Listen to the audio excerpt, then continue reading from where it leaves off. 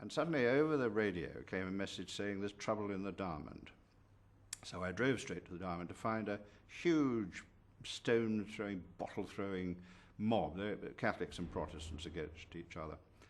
And Mr. Hume, John Hume, was there. And I drove straight into the middle of it and found him. And he said, Major, you better get people here, get some more troops here, this is getting out of control. And he stood on the top of my Land Rover and appealed to them to disperse, and they wouldn't. And in fact, I think there was occasion, yes, when a Protestant had been kicked to death, and so there were pretty angry people around. And I stood in the middle with John Hume, and suddenly they all stopped throwing everything to listen to Hume and the British Army Major with his Land Rover.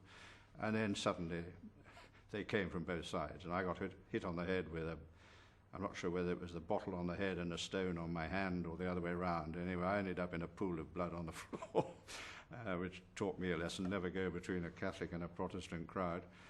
And anyway, I had got a message back to battalion headquarters, and at least one, if not two companies came marching to the rescue, and the crowd eventually dispersed, and I was patched up, and it wasn't serious anyway. But I did appear, I think, on the Daily Mirror, on the front page, in fact, with blood all over my face and so on. Distinctly, my children were about to go back to boarding school, to a convent. My wife rang up for them to say goodbye to Daddy.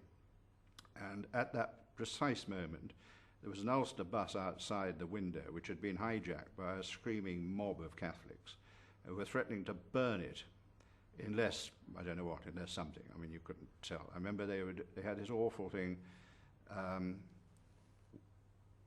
when you kill a British soldier, clap your hands, and they were all singing that.